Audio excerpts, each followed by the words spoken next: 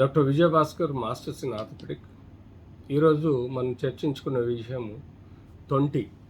తొంటి అంటే hip joint అంటారండి. ఇక్కడ చూడండి, ఇది తొంటి ఎముక. దీనికి తొడ ఎముక ఇలా బాల్ అండ్ జాయింట్ సాకెట్ రూపంలో మనకు ఫార్మేషన్ ఉంటుంది. కామన్గా మనం మోకాలు నొప్పి ఎక్కువగా వింటుంటాం. ఆ తర్వాత మనకు వచ్చేది ankle and hip joint pains. Hip అనేది మీరు చూడండి, తొంటి ఎముక ఏదైతే ఉందో ఇది బాల్ ఉంటుంది.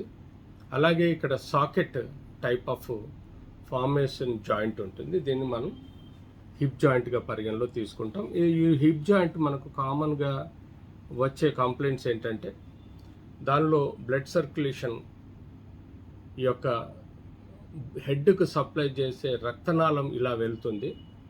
కొన్ని కారణాల వల్ల, అంటే చిన్నపిల్లల్లో కంజెనిటల్గా హిప్ ఉన్న, లేకపోతే ఏజ్ గ్రూప్లలో స్మోకింగ్ వల్ల కానీ, ఆ స్టెరాయిడ్స్ ఎక్కువ తీసుకోవటం వల్ల ఈ యొక్క రక్తనాళాలు బ్లాక్ అయి రక్త సప్లై హెడ్కు తగ్గినప్పుడు ఈ హెడ్ అన్నది కరిగిపోవడం, అరిగిపోవడం జరుగుతుంది. దీన్ని మనం ఏవాస్కులర్ నెక్రోసిస్ ఆఫ్ హిప్ అని అంటాం. సో ఇది అన్కామన్గా ఉంటుంది, కామన్గా ఉండదు. కానీ ఇది చిన్నప్పటి నుంచి పెయిన్ఫుల్ కండిషన్గా మారుతుంది. అందుకనే మనం యూజువల్గా ఎక్స్రేలో అంతగా కనపడకపోయినా ఎంఆర్ఐ తీసుకొని ఈ యొక్క ఏవాస్కులర్ నెక్రోసిస్ ఆఫ్ హిప్ అనేది మనం డయాగ్నోజ్ చేసుకొని దాన్ని ఇమ్మీడియట్లీ, అంటే ఇనిషియల్గా non weight bearing physiotherapy medicines ఇచ్చి చేయించడం.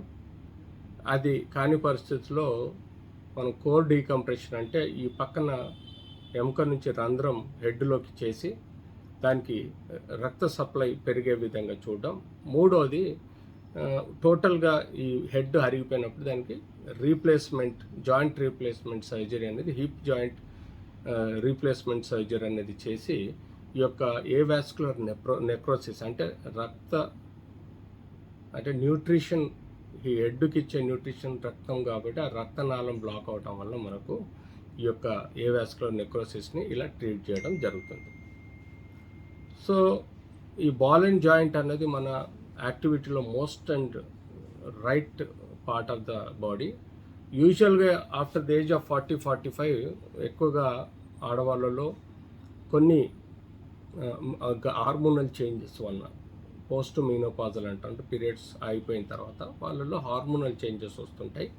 తద్వారా బోన్ కూడా ఆస్టోపోరోసిస్, అంటే విటమిన్ డి, కాల్షియం తక్కువ ఉండడం. విటమిన్ డి అంటే మనం ఎక్కువగా ఎండలో ఎక్స్పోజ్ కాకపోవడం, తద్వారా మన స్కిన్ ద్వారా విటమిన్ డి ప్రొడ్యూస్ అవుతుంది. అలాగే కాల్షియం కూడా మనం సఫిషియంట్ ఆహారం ద్వారా తీసుకోకపోతే మరి బోన్ లవణాలు తక్కువ ఉండటం వల్ల బోన్ అరగడం, అంటే ఆస్టోపోరోసిస్ వ్యాధి ఏర్పడి ఈ యొక్క బోన్ అరగడం లేకపోతే బోన్ విరగడం జరుగుతుంది. చిన్న చిన్న దెబ్బలకే ఈ యొక్క తొంటి ఎముకలు ఇరిగే ఆస్కారం ఉంటుంది. సో ఎక్కువగా ఈ ట్రొకాంటర్, అంటే ఈ బోన్కు ఇక్కడ ట్రొకాంటర్ అంటాము ఈ పార్ట్ని, తొడ బోన్కు, ఫీమర్కి ఈ బోన్ విరగడం, లేకపోతే ఈ నెక్ ఏదైతే ఉందో ఆ నెక్ విరగడం జరుగుతాయి కామన్గా. అది ఎల్డర్లీ ఏజ్ పీపుల్. కొంతమందికి వైలెంట్ ఇంజరీస్ అయినా కూడా ఈ ట్రొకాంటర్ కానీ నెక్ కానీ ఫ్రాక్చర్స్ అవుతుంటాయి. అప్పుడప్పుడు ఫీమర్ ఫ్రాక్చర్స్ కూడా అవుతాయి. సో హిప్కు చుట్టూ మనం ఇలాంటి ఫ్రాక్చర్స్ను మనం ఎక్కువగా పరిగణలో ప్రాక్టీస్లో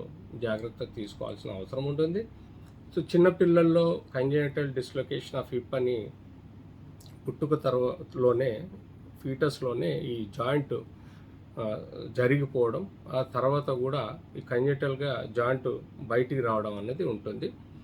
అంతేకాకుండా మీకు రుమటాయిడ్ ఆర్థరైటిస్ ఉంటే, చిన్నపిల్లల్లో జూనైల్ రుమటాయిడ్ ఆర్థరైటిస్ ఉంటే ఈ జాయింట్స్ పెయిన్ రావడం, కీళ్ళ వాతం వలన జాయింట్స్ పెయిన్ రావడం, బోన్ ట్యూమర్స్, అంటే ఇక్కడ ఎక్కడైనా ఏ ఏరియాలో అయినా బోన్ ట్యూమర్స్ వలన, బోన్ గడ్డల వలన కూడా ఈ జాయింట్లో నొప్పులు రావడం లాంటివి మనం చూస్తుంటాం. సో ఇలాంటి సమస్యల గురించి మనం అనటమికల్గా బోన్ ఎక్స్రేస్, సిటీ, ఎంఆర్ఐ తీసుకొని ఆ డిజీజ్కు, ఆ హిస్టరీకి సంబంధించిన డయాగ్నోసిస్ ఏర్పడినప్పుడు తగు ల్యాబ్ టెస్టులు చేయటం వల్ల వాటిని మనం ఎలా మేనేజ్ చేయాలన్నది పర్టికులర్ డయాగ్నోసిస్ని బట్టి మనం చేయడం జరుగుతుంది.